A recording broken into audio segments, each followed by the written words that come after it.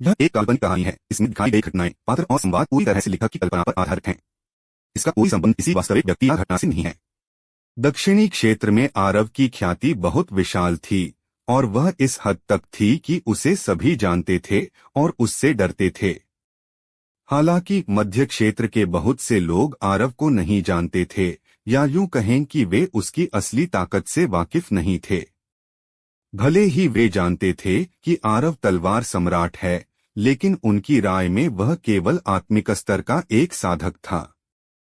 उनके लिए भले ही वह कोई अद्भुत प्रतिभाशाली व्यक्ति क्यों न हो, वह कितना ही शक्तिशाली हो सकता था। इसके अलावा सर्वोच्च हन साम्राज्य द्वारा दिए जाने वाले पुरस्कार वास्तव में इतने लुभावने थे कि बहुत से लोग उन्हें मना नहीं कर पा रहे थे। विशेष रूप से स्वतंत्र साधकों के लिए यह एक ऐसा अवसर था जो हजारों वर्षों में एक बार मिलता है। उन्हें बस आरव को मारना था और उनका भाग्य बदल जाता। इस प्रकार अनगिनत स्वतंत्र साधकों ने हर जगह उसकी तलाश शुरू कर दी थी। सिर्फ स्वतंत्र साधक ही नहीं, बल्कि कुछ कुलों और संप्रदायों के विशेषज्ञ भी इन पुरस्कारों के लालच में आ गए थे। सर्वोच्च हन साम्राज्य में 3000 उच्च श्रेणी के ऊर्जा पत्थर शायद बहुत बड़ी बात न हो, लेकिन कुछ कुलों और संप्रदायों के लिए यह धन की एक बड़ी राशि थी। सबसे महत्वपूर्ण बात यह थी कि उन्हें यह दौलत पाने के लिए बस एक आत्मिक स्तर के साधक को मारना था। एक आत्मिक स्तर का साधक, ऐसे चींटी जैसे प्राणी को तो वे उंगलियों के एक झटके से नष्ट कर सकते थे। आरव ने महसूस किया कि उसके आसपास की दुनिया घूम रही है, जिससे उसे हल्का चक्कर आने लगा। उस एहसास के खत्म होने से पहले न जाने कितना समय बीत गया और फिर उसने अपनी आंखें खोली। हालांकि वह दंग रह गया। मैं आखिर हूं कहां?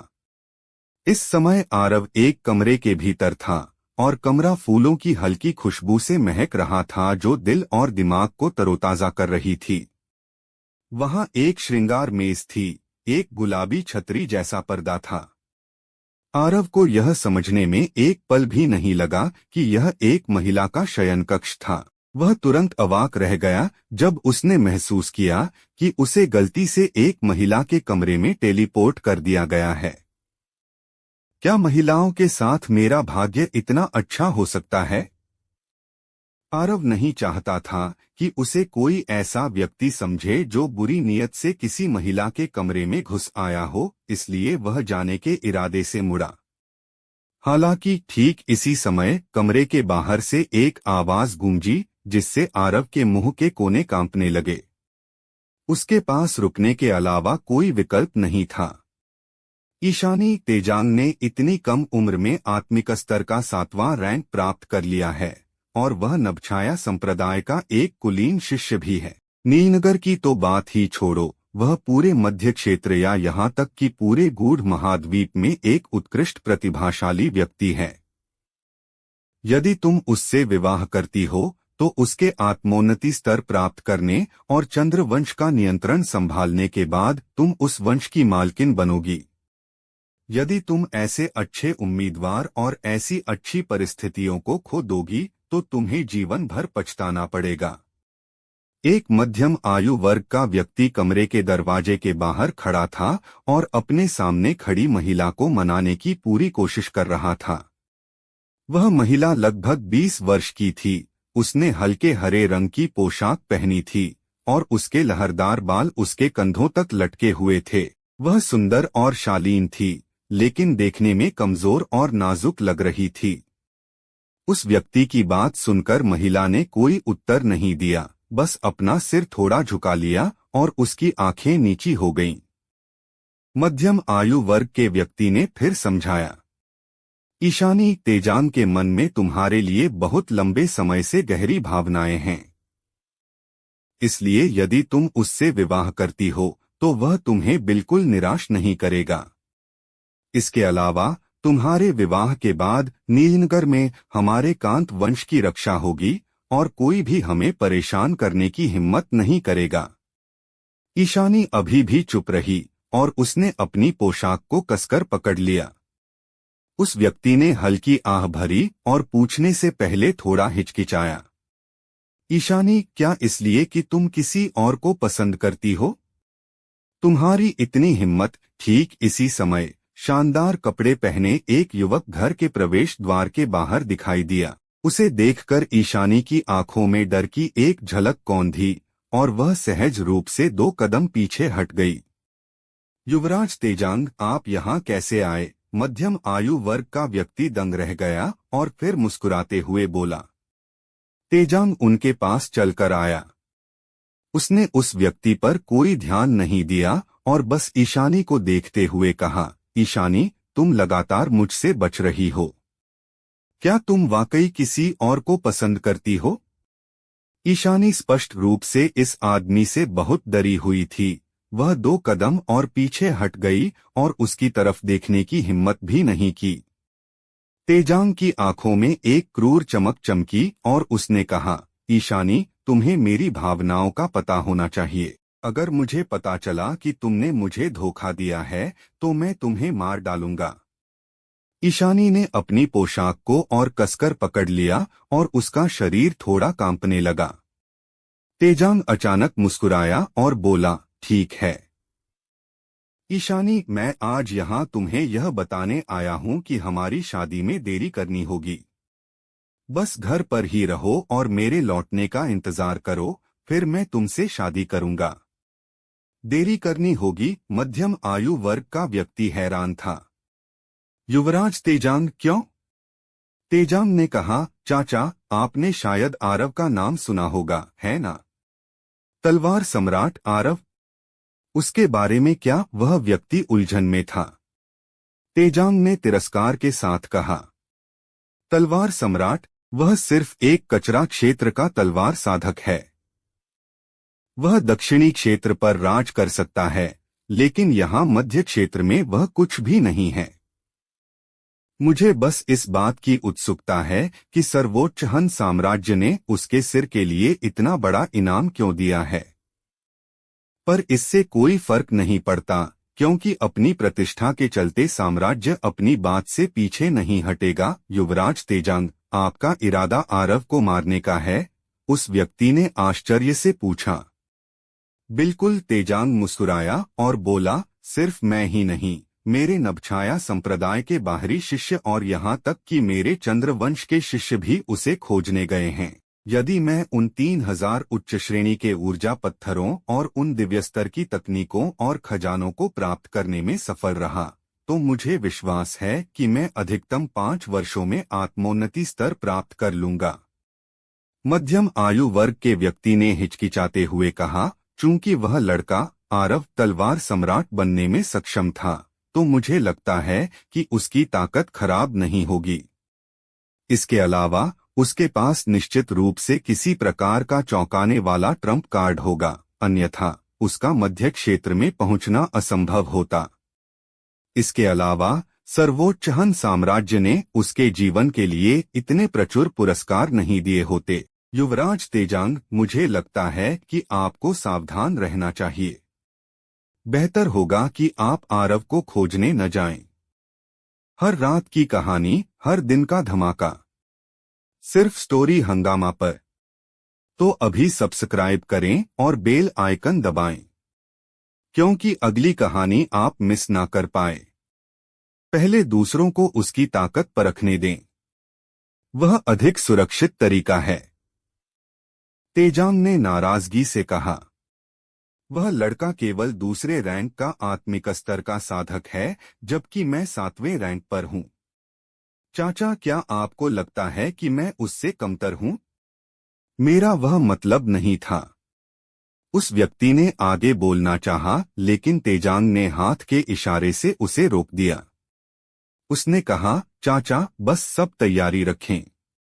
मैं लौटने के बाद ईशानी से शादी करूंगा। एक बार ईशानी की मुझसे शादी हो गई तो नीलनगर में कोई भी आपके कांत वंश के खिलाफ जाने की हिम्मत नहीं करेगा। जब वह इस बात पर पहुंचा तो उसने ईशानी की ओर देखा और कहा, ईशानी, इस दौरान बस घर पर रहो और शांति से मेरे शादी करने का इंतजार करो, समझी? मैं मैं शादी नहीं करना चाहती। अचानक ईशानी ने अपना सिर उठाया और तेजांग की ओर देखा। हालांकि उसकी आंखों में डर था, लेकिन उसके शब्दों में अटलता थी। तुमने क्या कहा? तेजांग का चेहरा अचानक उतर गया। उसकी याद में इस महिला ने कभी उससे बात करने की हिम्मत नहीं की थी, और अब जब उसने की तो उसने वास्तव में कह दिया कि वह उससे शादी नहीं करना चाहती। उसकी इस चीख को सुनकर ईशानी तुरंत कुछ कदम पीछे हट गई। हालांकि उसकी आंखों में अभी भी एक दृढ़ भाव था और उसने कहा, मैं तुम्हें पसंद नहीं करती और मैं तुमसे शादी नहीं करना चाहती। ईशानी, यह कैसी बकवास है? जल्दी से युवराज तेजांग से माफी मांगो। इस बीच मध्यम आयु वर्ग का व्यक्ति अपने झटके से उबर चुका था, लेकिन वह अभी भी अपने दिल में बेहद हैरान था। आखिर उसकी बेटी ने अतीत में वह सब कुछ किया था जो उसने कहा था, इसलिए उसे आश्चर्य हुआ कि वह अचानक क्यों बदल गई। क्या इसलिए कि मैं उसके साथ बहुत सख्त रहा हूँ? जब उस व्यक्ति ने उस पर चिल्लाया तो ईशानी की आंखें तुरंत आंसुओं से भर गईं, और फिर उसने उस व्यक्ति पर एक नजर डाली और मुड़ी, दरवाजा धकेला और कमरे के भीतर भाग गई। हालांकि उसके ठीक बाद वह स्तब्ध रह गई। उसके पीछे कमरे में आने पर वह व्यक्ति और तेजांग भी दंग रह गए। आरव अवाक था। वह सच में छिपना चाहता था, लेकिन यह कमरा इतना ही बड़ा था, तो वह कहाँ छिप सकता था? थप्पड़। अचानक तेजांग ने अपना हाथ उठाया और ईशानी को थप्पड़ मार दिया, जिससे वह तुरंत उड़कर जा गिरी। तेजांग के चेहरे के भाव थोड़े क्रूर थे और उसने कहा, कुतिया, मुझे कभी उम्मीद नहीं थी कि तुमने वास्तव में मुझे धोखा दिया है और तुम एक आदमी को अपने कमरे में भी ले आई। मुझे बताओ, क्या तुम बहुत पहले से इसके साथ यह सब कर रही हो? इस समय तेजांग बेहद गुस्से में था। आखिरकार उसने खुद भी ईशानी के शयन कक्ष में प्रवेश नहीं किया था। वह मध्यम आयु वर्ग का व्यक्ति भी पूरी तरह से दंग रह गया था। जाहिर है उसने कभी कल्पना भी नहीं की थी कि उसकी बेटी के कमरे में कोई दूसरा मर्द होगा। आरव धीरे धीरे ईशानी की ओर बढ़ा और फिर उसने उसे उठने में मदद की। ठीक इसी समय पीछे से हवा का एक झोंका आरव पर हमला करने के लिए आया, जिससे उसकी त्योरियां चढ़ गईं। उसकी पीठ पर रखे तलवार संदूक से रोशनी की एक किरण निकली और दर्द की एक चीख गूंजी, क्योंकि तेजांग का हाथ कटकर हवा में उड़ गया। आह! मेरा हाथ! मेरा हाथ! तेजांग दर्द से दहाड़ा। कांत वंश की पिता पुत्री की जोड़ी दंग रह गई। आरव ने तेजांग पर कोई ध्यान नहीं दिया। उसने ईशानी के सूजे हुए चेहरे पर अपना हाथ रखा और फिर उसके शरीर के भीतर की बैंगनी गूढ़ ऊर्जा थोड़ी बढ़ी और उसने कहा, तुम्हें यह समझना चाहिए कि अपने से अधिक शक्तिशाली व्यक्ति को ना कहने के लिए ताकत की आवश्यकता होती है। यदि तुम्हारे पास ऐसी ताकत नहीं है तो तुम कष्ट भोगोगी, बिल्कुल इसी क्षण की तरह। समझी? ईशानी ने आरव की ओर देखा और उसकी आंखों में एक ऐसी चमक आई जो पहले कभी नहीं दिखी थी। इस क्षण उसे कुछ समझ में आ गया था। आह! तुम आखिर कौन हो? तेजांग ने डर के मारे आरव की ओर देखा। वह भागना चाहता था, लेकिन जैसे ही उसने ऐसा विचार किया, उसे महसूस हुआ कि एक अवर्णनीय शक्ति ने उसे जकड़ लिया है। वह जानता था कि अगर उसने अभी भागने की हिम्मत की तो वह तुरंत अपनी जान गंवा देगा। आरव ने अपनी हथेली वापस ली, मुड़ा और तेजांग को देखते हुए कहा, क्या तुम मुझे नहीं ढूंढ रहे थे? तेजांग दंग रह गया और फिर उसके चेहरे के भाव तेजी से बदल गए और उसने आश्चर्य से आरव की ओर देखते हुए कहा, तुम तलवार सम्राट आरव हो। उस व्यक्ति के चेहरे के भाव भी बदल गए। तलवार सम्राट आरव वास्तव में इतना मजबूत है? तुम्हारे अपने संप्रदाय के अलावा क्या अन्य संप्रदाय भी मेरे पीछे आ रहे हैं? आरव ने पूछा। हाँ। क्या तुम्हें लगता है कि मैं तुम्हें बताऊंगा? तुम अचानक तेजांग की आवाज रुक गई क्योंकि उसकी छाती पर एक बड़ा छेद हो गया था और तलवार इंटेंट की एक लहर ने तुरंत उसके आंतरिक अंगों को टुकड़ों में काट दिया। मैंने तुम्हें केवल इसलिए जीवित रहने दिया क्योंकि मैं कुछ जानना चाहता था, लेकिन तुमने बताने से इनकार कर दिया। फिर तुम्हारे जीवन का अब कोई अर्थ नहीं है। आरव ने अपना सिर हिलाया, मुड़ा और दरवाजे की ओर चल दिया। जब वह दरवाजे पर पहुंचा तो आरव अचानक रुका और ईशानी की ओर देखा। वह एक पल के लिए हिचकिचाया और फिर उसने अपनी कलाई झटकी और उसकी ओर एक स्क्रॉल फेंकते हुए कहा, यदि तुम अपने भाग्य पर नियंत्रण पाना चाहती हो तो तुम्हारे पास जबरदस्त ताकत होनी चाहिए, अन्यथा तुम हमेशा दूसरों की दया पर रहोगी। जैसे ही उसने बोलना समाप्त किया, आरव ने तेजांग की लाश पकड़ी और कमरे से ओझल हो गया। ईशानी ने अपने हाथ में उस स्क्रॉल को कसकर पकड़ लिया और आरव की पीठ की ओर देखती रही और उसकी आंखों में एक अजीब सी चमक कौंधी जो पहले कभी नहीं देखी गई थी। आरव नहीं जानता था कि उसके द्वारा लिए गए एक आकस्मिक निर्णय ने कुछ दशकों बाद एक नए तलवार सम्राट को जन्म दिया। इसके अलावा उसने कभी कल्पना भी नहीं की थी कि यह भविष्य की तलवार सम्राट उसे एक बड़ा सिरदर्द देगी। तेजांग को मारना और ईशानी को एक तलवार तकनीक देना आरव के लिए महज एक छोटी सी घटना थी। कांत वंश को छोड़ने और तेजांग के शरीर को ठिकाने लगाने के बाद आरव ने मानचित्र निकाला और उसे देखते हुए मौन हो गया। वह जहां था वहां से महामाया पर्वत के जंगली इलाकों तक पहुंचने के लिए उसे कम से कम 100 शहरों से गुजरना था। उसे इसमें कोई संदेह नहीं था कि यदि वह सबसे तेज रास्ते से गया तो अंतहीन नरसंहार उसका इंतजार कर रहा होगा। वहां पहुंचने के अन्य रास्ते भी थे, लेकिन उसे एक बहुत बड़ा घेरा लगाकर जाना पड़ता, जिससे समय की भारी बर्बादी होती। आरव कुछ देर उसी स्थान पर शांत खड़ा रहा और फिर अचानक मुस्कुराया। इसके बाद 9th नर्क तलवार पंख तेजी से फड़फड़ाए और वह एक काली परछाई में बदलकर दूर क्षितिज की ओर निकल गया। वह अब और छिप नहीं सकता था। दूसरों को खुद पर निशाना साधने से रोकने का एकमात्र तरीका था संहार करना।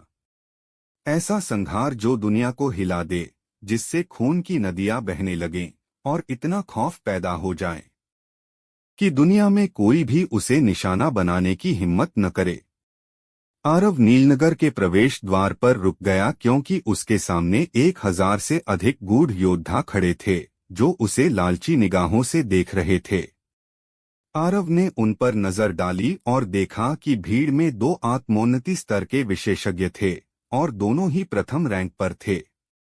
बाकी योद्धा ज्यादातर आत्मिक स्तर या राजा स्तर के थे और कुछ तो पहले दिव्य स्तर और यहाँ तक कि मृत्युलोक के भी थे। 9th नर्क हिमसमीर, लगता है तुम ही आरव हो, भीड़ के आगे खड़े आत्मोन्नति स्तर के विशेषज्ञ ने आरव को देखते हुए ठंडी हंसी के साथ कहा। आरव ने अपनी हथेली घुमाई और शून्य फ्लैश की जगह ड्रैगनबोन तलवार निकाल ली। उसकी आकृति हवा में चमकी और उसके शरीर की गूढ़ ऊर्जा प्रचंड रूप से ड्रैगनबोन में प्रवाहित होने लगी। अगले ही पल आरव की आंखों में एक क्रूर भाव चमका और उसने तेजी से नीचे जमीन की ओर प्रहार किया।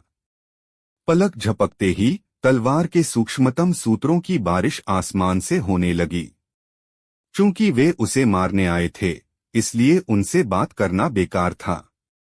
वह चाहे जो भी कहता, वे उसे छोड़ने वाले नहीं थे। ऐसे में उसके पास केवल एक ही विकल्प था, सहार। आरव को बिना एक शब्द कहे हमला करते देख सभी दंग रह गए। जब तक वे अपने सदमे से उबरते, तलवार के सूत्रों की घनी बारिश उनके सामने पहुंच चुकी थी।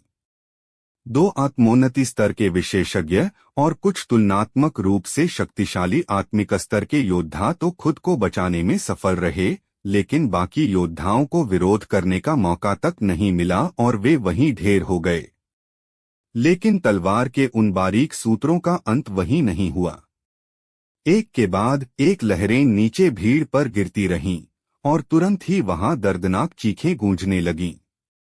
ज्यादा देर नहीं हुई थी कि नगर के प्रवेश द्वार पर सैकड़ों लाशें बिछ गईं और ताजा खून पूरी जमीन पर फैल गया। इसी बीच रक्तसंहार मणि, जो लंबे समय से आरव के शरीर के भीतर निष्क्रिय थी, अचानक बाहर निकल आई।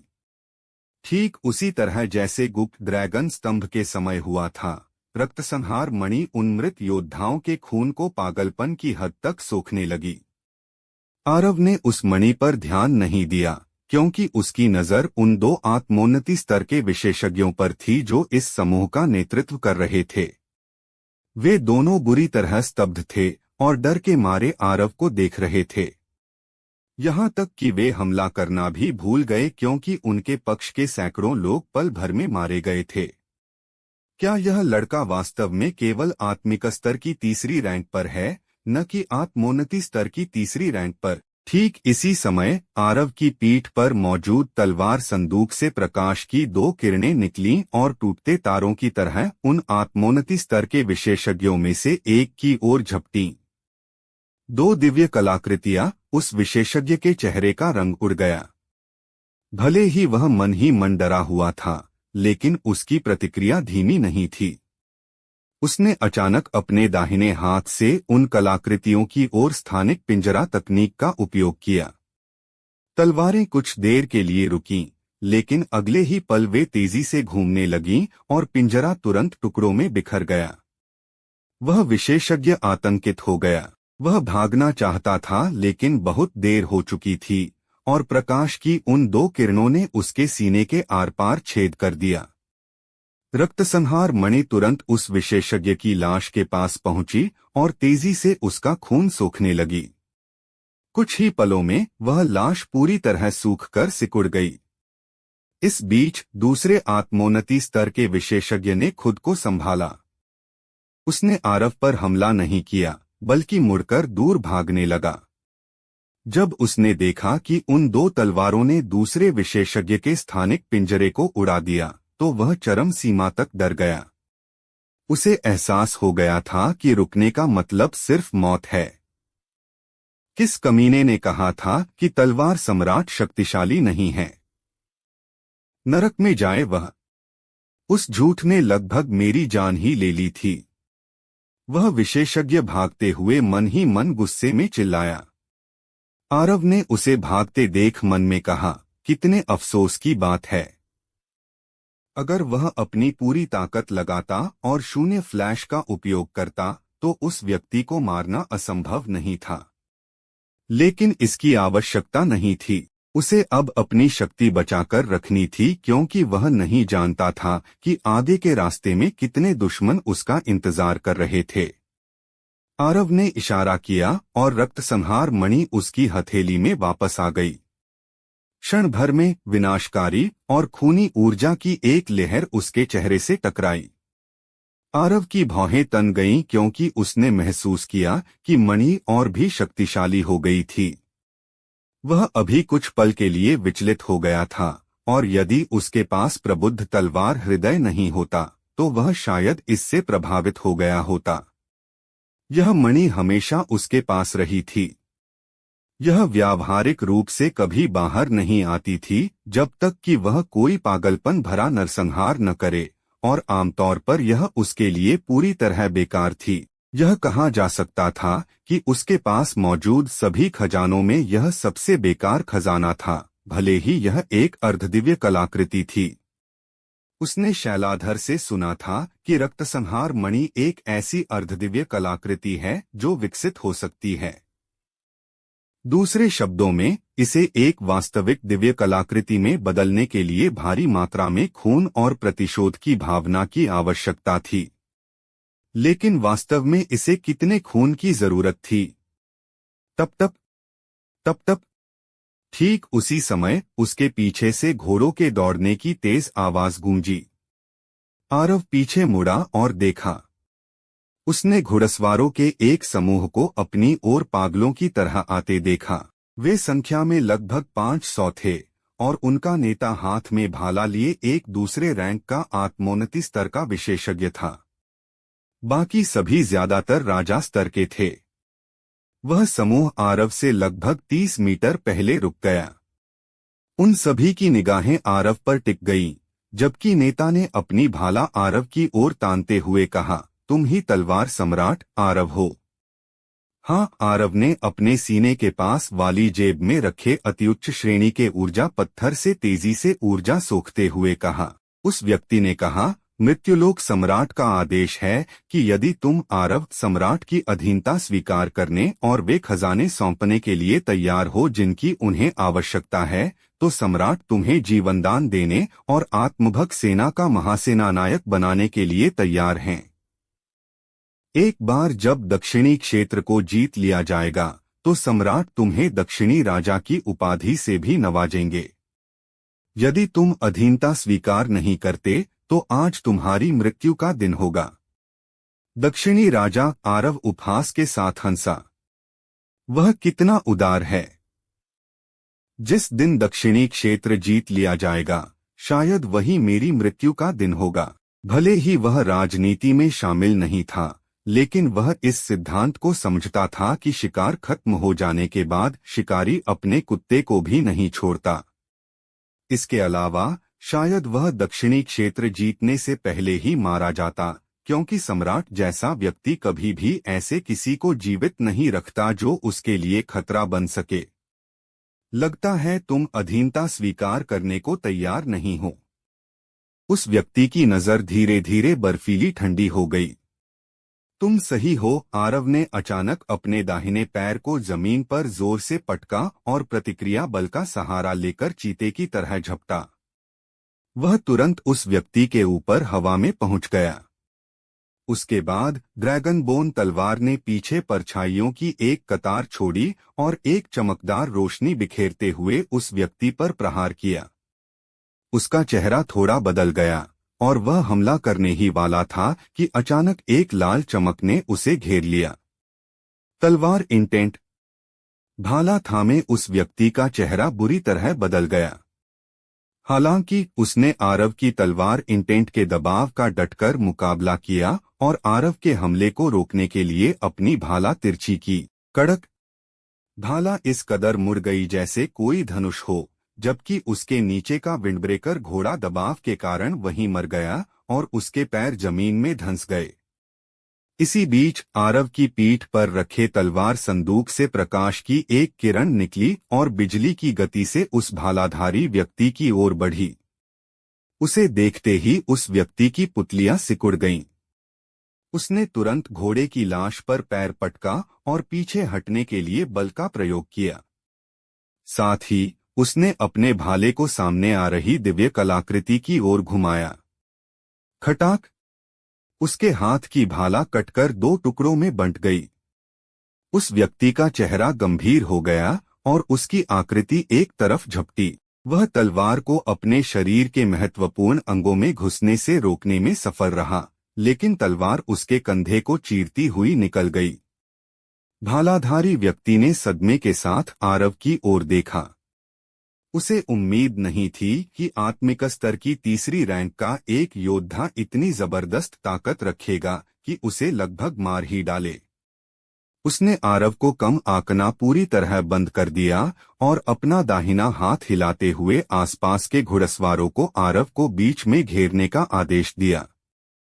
आरव की आंखों में आश्चर्य की एक चमक कौंधी, क्योंकि इस व्यक्ति की ताकत वास्तव में कम नहीं थी।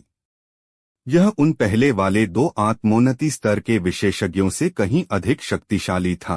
इसलिए आरव ने तुरंत एक फैसला लिया।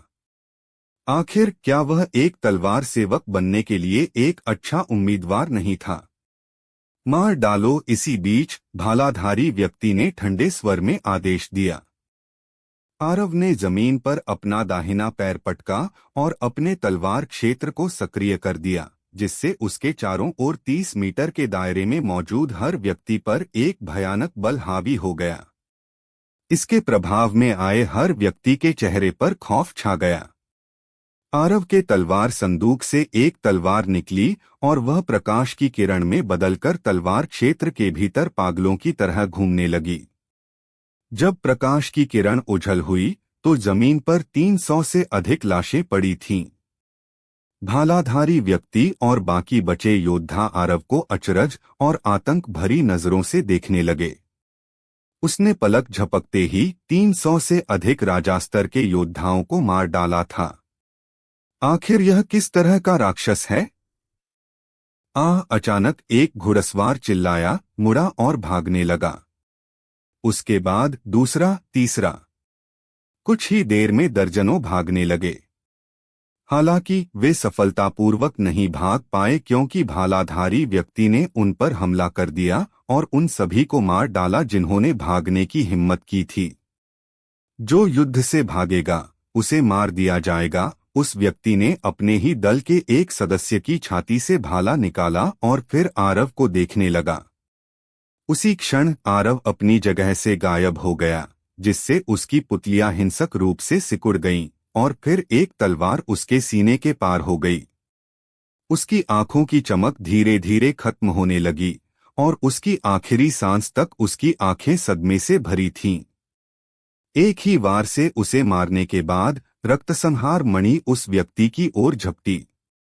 वह उसका खून सोखने ही वाली थी कि आरव ने मणि को थप्पड़ मारकर दूर हटा दिया और कहा, यह तुम्हारे लिए नहीं है। इतना कहते ही उसने उस व्यक्ति की लाश को अनंतकोश अंगूठी के भीतर रख दिया। उसके बाद आरव मुड़ा और बाकी बचे 100 से अधिक घुड़सवारों को देखा। उसकी आंखों में एक क्रूर भाव चमका और उसकी तलवार से एक प्रकाश की किरण आसमान में उठी।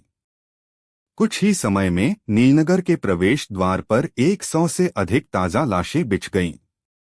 दूसरी ओर जब रक्तसंहार मणि ने आखिरी घुड़सवार का खून सोख लिया तो अचानक उससे लाल रोशनी की एक लहर निकली जिसने आरव को घेर लिया और फिर आरव के चेहरे के भाव बुरी तरह बदल गए। दोस्तों, स्टोरी को लाइक, शेयर व सब्सक्राइब कर दिया करो जिससे मुझे मोटिवेशन मिलता है। आरव के मन में द्वेषपूर्ण ऊर्जा और क्रोध की एक अत्यंत भयानक लहर उमड़ी और इसके प्रभाव ने उसे लगभग अपना आपा खोने पर मजबूर कर दिया। सौभाग्य से उसने महत्वपूर्ण क्षण में अपने हृदय और मन की रक्षा की और तभी वह उस उन्माद को रोकने में सक्षम हुआ। हालांकि उसकी स्थिति अभी भी ठीक नहीं थी क्योंकि क्रोध और द्वेषपूर्ण ऊर्जा तरंगों के रूप में उसके दिमाग पर प्रहार कर रही थी। बैंग! आरव की पीठ पर मौजूद 9th नर्क तलवार पंख तेजी से फड़फड़ाए और वह एक छाया में बदलकर क्षितिज की ओर ओझल हो गया। भले ही वह बुरी स्थिति में था, लेकिन उसका दिमाग अभी भी थोड़ा स्पष्ट था। वह जानता था कि अगर वह ऐसी स्थिति में यहाँ रुका तो कोई न कोई यहाँ पहुँच जाएगा और वह निश्चित रूप से मारा जाएगा। बूम! आरव एक खाली क्षेत्र में जमीन पर उतरा और पूरा धरातल हिंसक रूप से कांप उठा। इस समय आरव के पूरे शरीर से एक सुंदर लाल चमक निकल रही थी। इसके अलावा उसके बाल भी गहरे लाल रंग के हो गए थे। उसका वर्तमान रूप अत्यंत चौंकाने वाला और विचित्र था। बूम! आरव के भीतर से अचानक एक लाल चमक विस्फोट के साथ निकली और उसके सामने की जमीन इंच दर इंच फटने लगी। आरव खुश था क्योंकि उसने देखा कि वह अपने मन से उसी तरह क्रोध और द्वेषपूर्ण ऊर्जा को मुक्त कर सकता था जैसे वह अपनी तलवार इंटेंट को मुक्त करता था। इसके बाद आरव ने एक पागल की तरह अपनी संघार तलवार इंटेंट को छोड़ा और फिर उसके भीतर से लाल प्रकाश की लहरें लगातार निकलने लगीं। एक के बाद एक उठती लहरों ने पूरे क्षेत्र को विनाश से ढक दिया।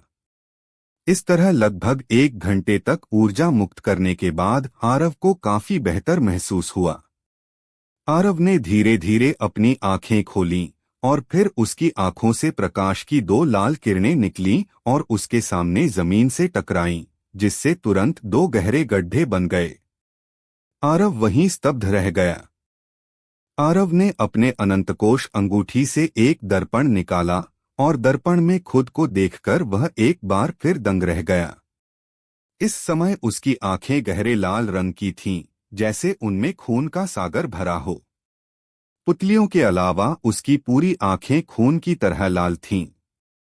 इसके अलावा उसके बाल भी सुर्ख लाल हो गए थे, जैसे उन्हें खून से रंगा गया हो। यह दृश्य अत्यंत भयानक था। सही है, रक्तसंहार मणि कहाँ है? आरव ने चारों ओर देखा, लेकिन उसे रक्तसंहार मणि दिखाई नहीं दी। अचानक उसने अपना हाथ उठाया और एक बार फिर दर्पण में देखा, और फिर वह फिर से चकित रह गया। उसके माथे के बीचों बीच एक लाल रंग का टैटू बन गया था जो एक मणि के आकार का था, और यह बिल्कुल वैसा ही दिख रहा था जैसा रक्तसंहार मणि दिखती थी। प्रकाश की एक किरण चमकी और तलवार की आत्मा उसके पास प्रकट हुई। आरव ने उसकी ओर देखा और कहा, यह सब क्या हो रहा है? वह थोड़ी देर चुप रही और फिर बोली, उस रक्तसंहार मणि ने बहुत से विशेषज्ञों का रक्त सोखा था और अपनी बुद्धि प्राप्त कर ली थी। वह शायद तुम्हें नुकसान पहुंचाने की कोशिश कर रही थी ताकि तुम पर नियंत्रण पा सके। लेकिन उसने कभी कल्पना नहीं की थी कि तुम्हारे पास प्रबुद्ध तलवार हृदय है और तुमने संहार तलवार इंटेंट को भी समझ लिया है। इसलिए इसके भीतर की द्वेषपूर्ण ऊर्जा और क्रोध तुम्हारे लिए कोई बड़ा खतरा नहीं थे। इसके विपरीत वह खुद ही इस प्रक्रिया में खो गई और उसने तुम्हारी तलवार इंटेंट को बेहतर बनाने में मदद की। इसने मेरी तलवार इंटेंट को बेहतर बनाया। आरव ने जल्दी से अपनी तलवार इंटेंट का उपयोग किया और फिर वह चकित रह गया, क्योंकि वहां कोई लाल चमक नहीं थी, लेकिन वह महसूस कर सकता था कि उसके आसपास कुछ अलग था। इस बीच तलवार की आत्मा ने अचानक कहा, जल्दी रुको। आरव ने उसकी ओर देखा और उसने देखा कि वह भौहें सिकोड़े हुए थी और बहुत असहज महसूस कर रही थी। आरव ने झट से कहा, तुम। थोड़ी देर बाद तलवार की आत्मा ने कहा, तुमने संहार तलवार इंटेंट के 9वें स्तर को प्राप्त कर लिया है और तुमने निराकार भौतिकता का स्तर हासिल कर लिया है। इसका मतलब है कि तुम्हारी तलवार इंटेंट स्वर्ग और पृथ्वी के साथ एक हो गई है, इसलिए इसका कोई वास्तविक आकार नहीं है, फिर भी यह भौतिक है।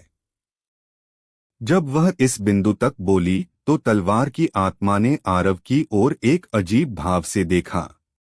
इसके अलावा तुम्हारी तलवार इंटेंट उन तलवार साधकों की तलवार इंटेंट और तलवार की ऊर्जा को भी सोख सकती है जो तुमसे कमजोर हैं।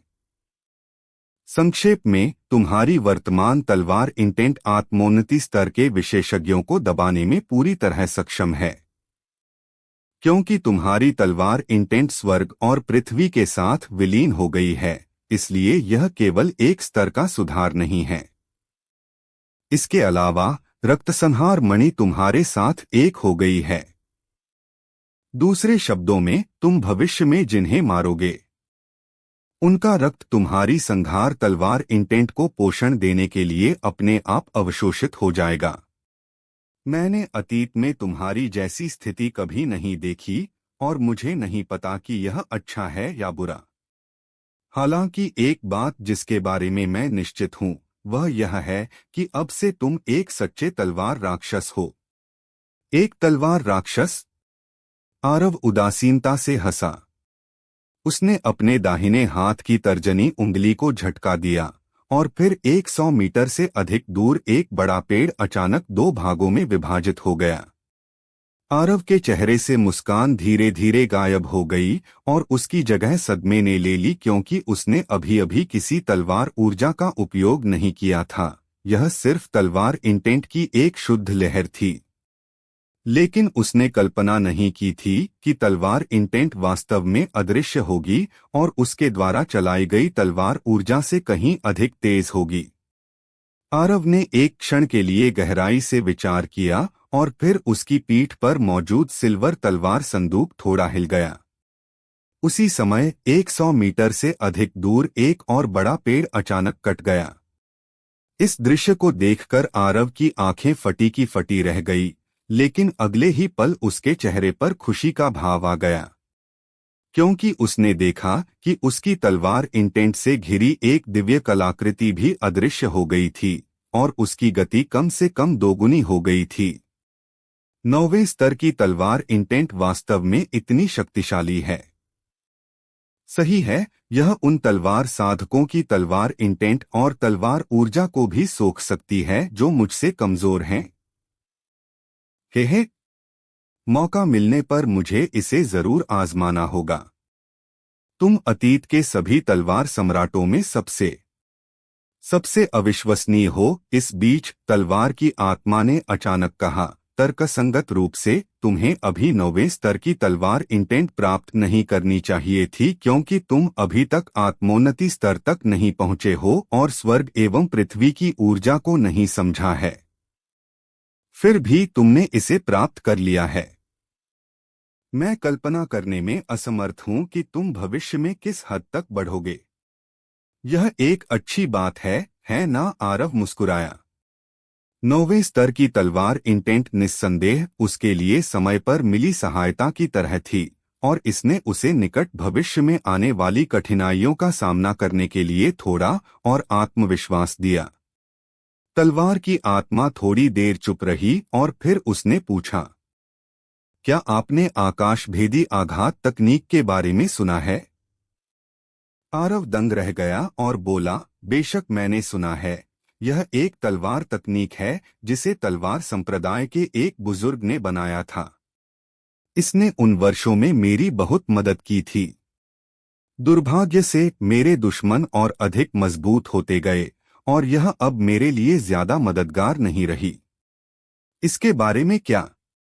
तलवार की आत्मा ने कहा, इसे तलवार संप्रदाय के बुजुर्ग ने नहीं बनाया था, इसे पहले तलवार सम्राट ने बनाया था। बाद में मुक्त साधक ने इस तकनीक को सीखा और इसे तलवार संप्रदाय को सौंप दिया। इसे पहले तलवार सम्राट ने बनाया था। फिर यह इतनी बेकार क्यों है? आरव चकित था। तलवार की आत्मा ने उसे देखा और कहा, मुक्त साधक ने उस तकनीक के एक ही प्रहार से दैवमार्ग को लगभग 2 भागों में काट दिया था। तुम्हें लगता है कि यह बेकार है? आरव ने कुछ नहीं कहा, लेकिन उसका चेहरा संदेह से भरा था।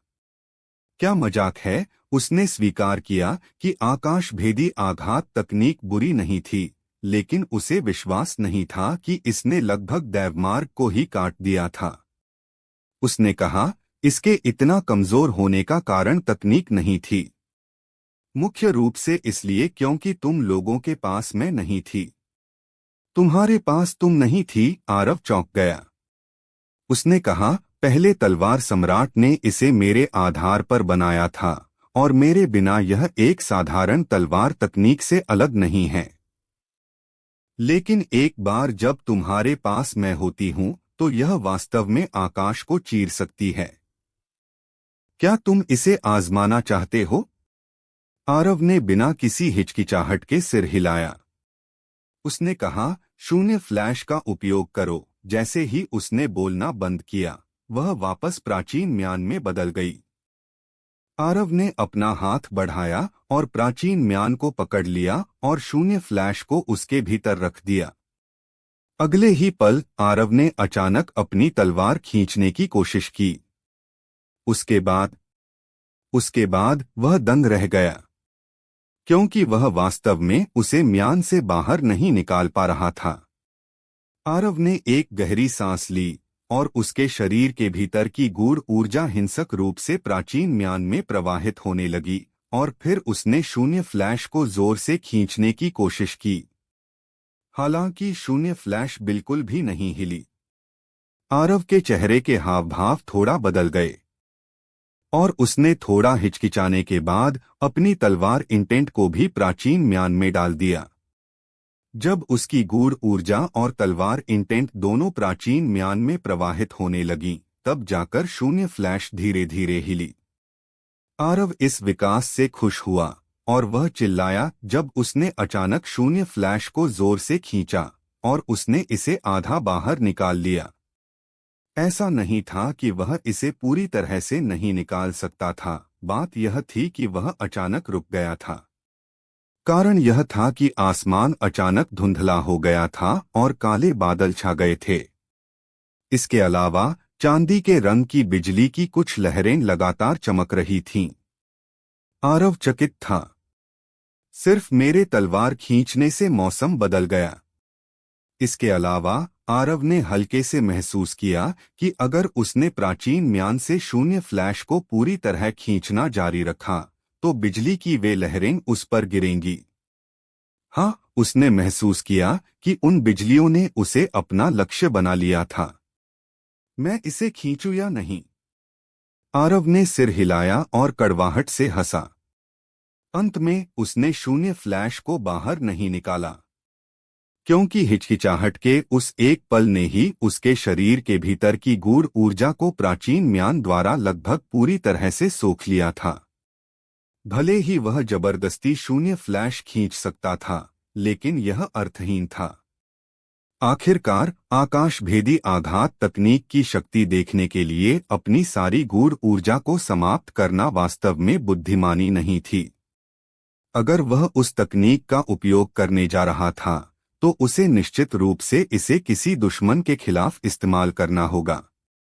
हालांकि आरव इस तकनीक के प्रति और अधिक उत्सुक हो गया। इसकी शक्ति वास्तव में कितनी भयानक है, यहां तक कि आकाश भी इससे डरता है। क्या यह वास्तव में आकाश को चीर सकती है? आरव ने अपना सिर हिलाया और फिर उसकी आकृति अगले नगर की ओर तेजी से बढ़ी। आरव को नहीं पता था कि उसने नीलनगर में जो किया था उसकी खबर उसी समय चारों ओर फैल गई थी। क्या तुमने सुना है? उस तलवार सम्राट आरव ने, जो दक्षिणी क्षेत्र से है, नीलनगर में कुछ 100 लोगों को मार डाला और उसने आत्मोन्नति स्तर के विशेषज्ञों को भी मार दिया। इसके अलावा नगर प्रमुख और उसकी घुड़सवार सेना आरव के हाथों मारी गई। सक वह आत्मोन्नति स्तर के विशेषज्ञों को भी मार सकता है। क्या बकवास है। उसने स्पष्ट रूप से कुछ हजार लोगों को मारा।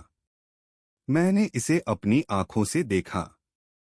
नीलनगर के प्रवेश द्वार पर उसकी तलवार के एक ही वार से हजारों साधक मारे गए। इसके अलावा उनमें कुछ दर्जन आत्मोन्नति स्तर के विशेषज्ञ भी थे। तुम भी बकवास कर रहे हो। उसने सिर्फ कुछ हजार नहीं मारे। मैंने सुना है कि उसने पूरे शहर का कत्लेआम कर दिया। इस समय नीलनगर लाशों और खून से ढका हुआ है। हुम्फ। दक्षिणी क्षेत्र का एक साधक वास्तव में हमारे केंद्रीय क्षेत्र में बिना किसी रोकटोक के हत्या करने की हिम्मत करता है। क्या उसे लगता है कि यहाँ कोई सक्षम नहीं है? क्या कोई मेरे साथ चलने और उस दक्षिणी क्षेत्र के असभ्य को मारने के लिए तैयार है? उसके मरने के बाद हम उच्च ग्रेड ऊर्जा पत्थरों को आपस में बांट लेंगे। ठीक है, चलो उस राक्षस को मारें और लोगों के लिए बुराई को खत्म करें। इसी बीच सर्वोच्च हन साम्राज्य ने एक और खबर जारी की। वह यह थी कि आरव को मारने वाले व्यक्ति को 5000 उच्च ग्रेड ऊर्जा पत्थर, 2 मध्य ग्रेड दिव्यस्तर तकनीकें, 2 मध्य ग्रेड दिव्यस्तर के डार्क खजाने और 10 लाख निवासियों वाले शहर के नगर प्रमुख का पद दिया जाएगा। उसके बाद केंद्रीय क्षेत्र के साधक एक बार फिर उत्तेजना से भर गए और वे पागलों की तरह आरव की तलाश करने लगे। जंगली क्षेत्र बीरा, वह यहाँ मध्य क्षेत्र में ही है। काले कपड़ों वाली महिला ने एक कमरे के भीतर आन बीरा से बात की। आन बीरा चुप रही। काले कपड़ों वाली महिला ने अपनी बात जारी रखी। मैंने वास्तव में उसकी ताकत को कम आंका था। नानजिंग के अलावा युवा पीढ़ी में शायद ही कोई हो जो उसका मुकाबला कर सके। यदि उसे खत्म नहीं किया गया तो वह निश्चित रूप से युगेंद्र के लिए एक भयानक दुश्मन बन जाएगा। आन बीरा थोड़ी देर शांत रही और फिर पूछा, क्या युगेंद्र ने कोई कदम उठाया है? काले कपड़ों वाली महिला ने कहा, उसने आरव पर इनाम की राशि बढ़ा दी है। बीरा ने कहा, क्या चाल चली है? अगर मैं गलत नहीं हूं तो कई कुलों और संप्रदायों के शिष्य आरव के पीछे निकल चुके होंगे, है ना? काले कपड़ों वाली महिला ने सिर हिलाया और कहा, तीनों 9th रैंक संप्रदाय, अनंतधारा संप्रदाय, आरोहण शिखर संप्रदाय और निर्मधारा संप्रदाय ने अपने आंतरिक प्रांगण और विशिष्ट शिष्यों के एक बड़े समूह को भेजा है। उनका लक्ष्य आरव ही होना चाहिए। इसके अलावा 4 महान कुलों में से नरव्रत वंश ने भी अपने विशेषज्ञों को भेजा है। हालांकि अन्य 3 कुलों ने कोई हलचल नहीं दिखाई है। मैं इस बात को लेकर उत्सुक हूं कि युगेंद्र ने सर्वोच्च हन साम्राज्य के उन आत्मोन्नति स्तर के बूढ़ों को सीधे भेजने के बजाय ऐसी अनावश्यक कार्रवाई क्यों की। आन बीरा ठंडी हंसी हंसी और बोली, क्योंकि वह आरव का उपयोग करके मध्य क्षेत्र के साधकों के मन में दक्षिणी क्षेत्र के साधकों के प्रति नफरत पैदा करना चाहता है। जो लुभावने लाभ उसने दिए हैं वे निश्चित रूप से मध्य क्षेत्र के संप्रदायों, कुलों और स्वतंत्र साधकों को आरव के पीछे भागने पर मजबूर कर देंगे। यदि वे आरव को मार देते हैं तो यह उसके लिए अच्छी बात होगी, और यदि वे नहीं मार पाते तो भी उसका कोई नुकसान नहीं है, क्योंकि यदि आरव उन लोगों को मारता है तो वह अनगिनत ताकतों का दुश्मन बन जाएगा। इस तरह युगेंद्र मध्य और दक्षिणी क्षेत्र के साधकों के बीच संघर्ष पैदा करने में सफल हो जाएगा। उस समय उसके लिए दक्षिणी क्षेत्र पर कब्जा करना बहुत आसान होगा। दोनों क्षेत्रों के साधकों के बीच संघर्ष पैदा करना। काले कपड़ों वाली महिला ने भौहें सिकोड़कर कहा, अकेले उस आरव में इतनी क्षमता नहीं है ना? बीरा ने कहा, दक्षिणी क्षेत्र में आरव की प्रतिष्ठा अपने शिखर पर है। वह वहां की युवा पीढ़ी का आदर्श है। डार्कबिस्ट साम्राज्य और महाचिन साम्राज्य के समर्थन के साथ वह पूरे दक्षिणी क्षेत्र का प्रतिनिधित्व करता है। दुनिया भर के लोग ताकतवर की पूजा करते हैं। यदि आरव मध्य क्षेत्र के सभी विरोधियों को कुचल देता है तो दक्षिणी क्षेत्र के साधकों के दिलों में उसकी प्रतिष्ठा जबरदस्त रूप से बढ़ जाएगी। इसके विपरीत मध्य क्षेत्र के साधक आरव को अपना कट्टर दुश्मन मानेंगे, क्योंकि उनकी नजर में वह एक बाहरी व्यक्ति है। क्या उसे डर नहीं है कि आरव बहुत शक्तिशाली हो जाएगा? काले कपड़ों वाली महिला ने पूछा। बीरा ने कहा, चाहे वह नानजिंग हो, आरव हो या युगेंद्र, वे सभी अभिमानी हैं। विशेष रूप से युगेंद्र। उसके पास मृत्युलोक सम्राट तलवार है और सर्वोच्च हन साम्राज्य की 60% से अधिक सेना पर उसका नियंत्रण है। इसके अलावा उसने उन शक्तिशाली संप्रदायों के साथ गठबंधन भी कर लिया है। उसकी नजर में आरव सिर्फ एक जोकर है। काले कपड़ों वाली महिला ने सिर हिलाया। वह स्वयं भी कभी एक अद्वितीय प्रतिभा थी, लेकिन उसे लगा कि वह आरव की तुलना में बहुत पीछे थी। यदि आरव जैसा व्यक्ति दुश्मन हो तो उसे पूरी तरह से विकसित होने से पहले ही नष्ट कर देना बेहतर होता है। अन्यथा एक बार जब वह तलवार संप्रदाय के स्थापना पूर्वज जैसा बन गया तो यह मौत को दावत देने जैसा होगा। उसे इसमें कोई संदेह नहीं था कि युगेंद्र इस समय अपनी मौत को बुला रहा था। आन बीरा ने कहा, युगेंद्र ने शायद यह कभी नहीं सोचा होगा कि यदि आरव जीवित रहता है और यहाँ सुरक्षित पहुँच जाता है तो उसके सर्वोच्च हन साम्राज्य की प्रतिष्ठा निश्चित रूप से गिर जाएगी। इसके विपरीत आरव का नाम और बड़ा होगा। हालांकि उसे अब इसकी परवाह नहीं होगी, क्योंकि इस समय उसके लिए विश्व चित्र और संत लियोनाथ की विरासत सबसे महत्वपूर्ण है। नन्ही बच्ची, तुम आखिर करना क्या चाहती हो? मैं उस पक्ष के साथ खड़ी रहूंगी जो मेरे आन वंश के लिए फायदेमंद होगा। शिकारीनगर। सूरज आग के गोले की तरह धधक रहा था और शिकारी नगर के रास्ते को बेरहमी से तपा रहा था। दोपहर का समय था जब धूप सबसे अधिक क्रूर होती थी। नगर के प्रवेश द्वार पर खड़े रक्षक बहुत पहले ही इस चिलचिलाती गर्मी को सहन करने में असमर्थ हो चुके थे और नगर की दीवार की छाया में छिप गए थे। आमतौर पर नगर के द्वार की रखवाली करना रक्षकों के लिए एक अच्छी कमाई वाला काम था, क्योंकि हर दिन उनकी जेबों में काफी धन आता था। लेकिन अब मौसम के कारण यह घाटे का काम बन गया था, क्योंकि कोई भी नगर के अंदर या बाहर नहीं आ जा रहा था। चूंकि कोई नगर में प्रवेश नहीं कर रहा था, इसलिए रक्षकों को कोई लाभ नहीं हो रहा था। इसलिए दोनों रक्षक इस समय बहुत चिड़चिड़े थे। कमबख्त मौसम, धिक्कार है। यह वास्तव में हमें जिंदा पकाने की कोशिश कर रहा है। कितनी अजीब बात है, मैं राजा स्तर पर हूं, फिर भी सूरज की इस झुलसा देने वाली गर्मी का सामना नहीं कर पा रहा हूं। बंदर, तुम्हें क्या लगता है आज सूरज को क्या हुआ है? एक मजबूत कवच पहने आदमी ने, जिसका चेहरा दाढ़ी से ढका हुआ था, भारी नाराजगी के साथ कहा।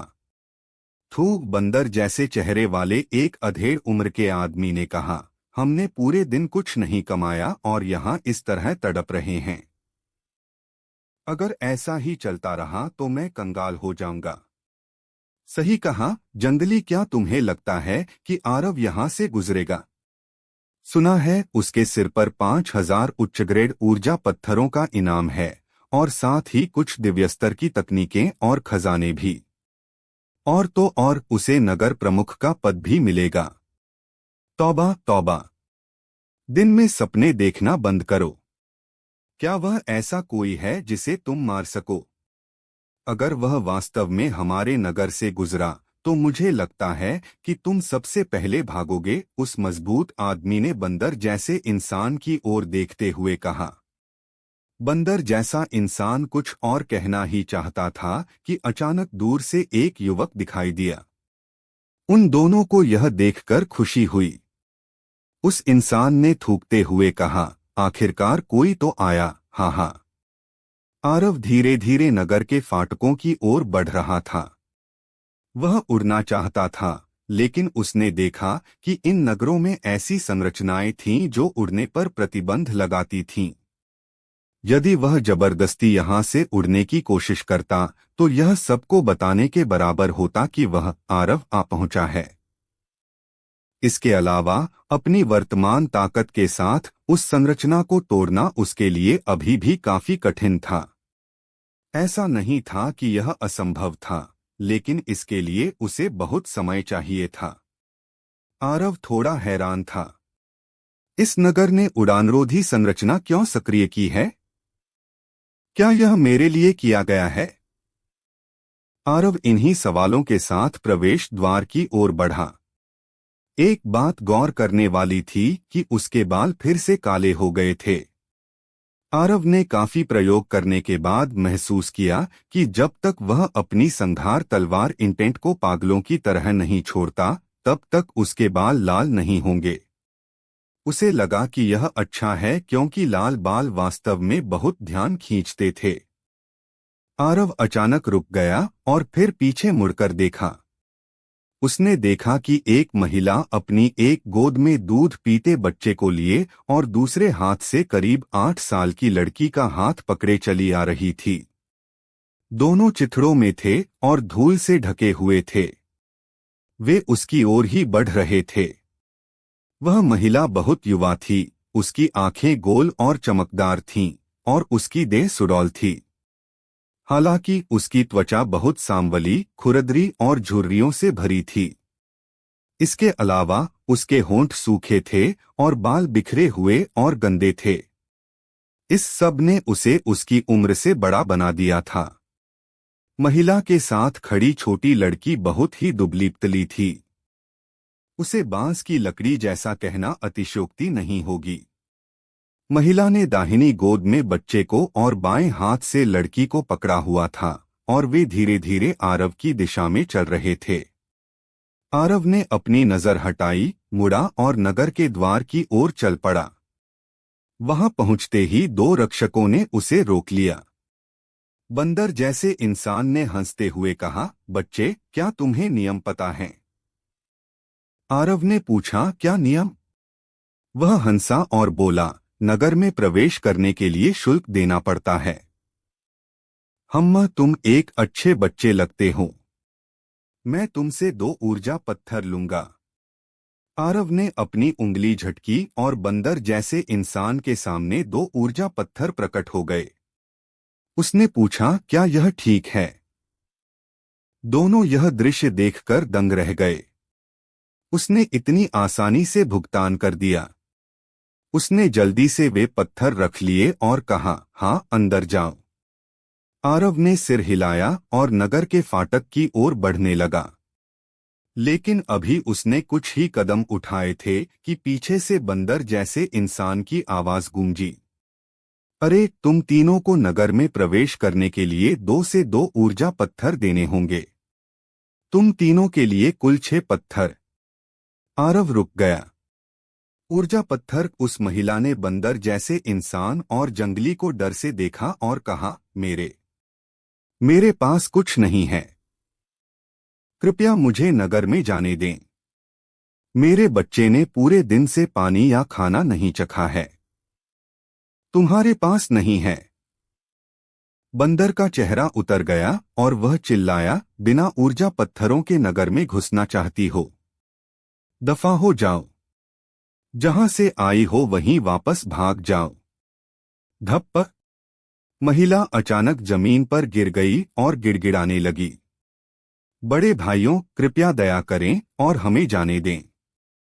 मेरे बच्चे ने सच में पूरे दिन से कुछ नहीं खाया पिया है। कृपया हमें नगर में जाने दें।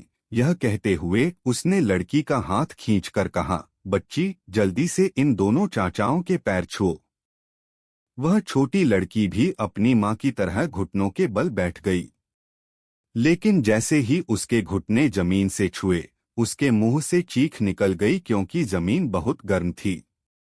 वह वापस खड़ा होना चाहती थी, लेकिन उसकी मां ने उसे रोक दिया। धड़ाक। अचानक बंदर ने महिला के पेट पर लात मारी, जिससे वह तुरंत जमीन पर लुढ़कने लगी। सौभाग्य से उसने बच्चे को अपनी बाहों में कसकर पकड़ा हुआ था, इसलिए उसे कोई चोट नहीं आई। बंदर ने जमीन पर थूका और कहा, बिना ऊर्जा पत्थरों वाले भिखारी दफा हो सकते हैं। मेरे साथ पंगे लेने की कोशिश मत करना। अपनी मां को लात खाते देखकर छोटी लड़की फूट फूट कर रोने लगी और महिला की गोद में बच्चा भी रोने लगा। महिला बड़ी मुश्किल से अपने पैरों पर खड़ी हुई और फिर से बंदर के सामने घुटनों के बल बैठकर गिड़गिड़ाने लगी। बड़े भाई, कृपया दया करें और हमें अंदर जाने दें। भविष्य में हम आपकी सेवा के लिए कुछ भी करेंगे। कृपया, मैं विनती करती हूँ। चाचा, कृपया। वह छोटी लड़की भी अपनी पूरी ताकत से सिर झुकाकर विनती करने लगी। बंदर, मुझे लगता है तुम्हें उन्हें अंदर जाने देना चाहिए। देखो, अगर इस महिला को थोड़ा तैयार किया जाए तो वह निश्चित रूप से काफी अच्छी दिखेगी और वह लड़की भी बड़ी होकर सुंदर बन सकती है। अगर तुम उन्हें अंदर जाने दोगे तो वे तुम्हारा कर्ज चुकाने के लिए कुछ भी करेंगी। जरा सोचो, माँ और बेटी दोनों एक ही पति की सेवा। जंगली क्रूरता और वासना के साथ जोर से हंसा। चुप रह कमीने। क्या ऐसा कचरा मेरे लायक है? बंदर ने जमीन पर थूका, अपना पैर उठाया और महिला को लात मारने ही वाला था। ठीक इसी समय बंदर ने महसूस किया कि उसका कंधा किसी ने पकड़ लिया है। उसने पीछे मुड़कर देखा तो आरव ने उसका कंधा पकड़ा हुआ था। उसने गुस्से में कहा, बच्चे, तुम क्या कर रहे हो? वहीं जंगली ने अपना भाला निकाल लिया था और आरव को दुश्मनी भरी नजरों से देख रहा था। आरव ने बंदर के कंधे से अपनी पकड़ ढीली की, 6 ऊर्जा पत्थर निकाले, उन्हें बंदर की ओर फेंका और कहा, मैं इनके लिए भुगतान करूंगा। बंदर दंग रह गया। फिर उसने जल्दी से वे पत्थर पकड़े और महिला और बच्चों की ओर मुड़ा। तुम्हारी किस्मत अच्छी है। जमीन पर पड़ी महिला जल्दी से आरव के पास आई और लगातार कहने लगी, आपका धन्यवाद परोपकारी। आपका बहुत बहुत धन्यवाद। वह लड़की भी आरव के पास आई और उसके पैर पकड़कर अपनी मां की तरह ही कहने लगी, आपका धन्यवाद बड़े भाई। आरव अभी बोलने ही वाला था कि अचानक स्थिति में एक अप्रत्याशित बदलाव आया। उसके सामने घुटनों के बल बैठी महिला ने अचानक अपना सिर उठाया और बच्चे को जमीन पर गिरा दिया। उसके हाथ में एक खंजर चमक उठा। वह शिकार पर निकले चीते की तरह फुर्ती से आगे बढ़ी और उसके हाथ का खंजर बिजली की गति से आरव के गले की ओर बढ़ा। यह बिजली गिरने जैसा तेज था। दूसरी ओर उस छोटी लड़की के हाथ में भी अचानक एक खंजर आ गया और उसने सीधे उसके निचले अंगों पर वार किया। यही नहीं, उस लड़की की आंखों से वह दयनीय भाव गायब हो चुका था और उसकी जगह एक बर्फीली और क्रूर चमक ने ले ली थी। इसी बीच बंदर और जंगली ने भी हमला कर दिया।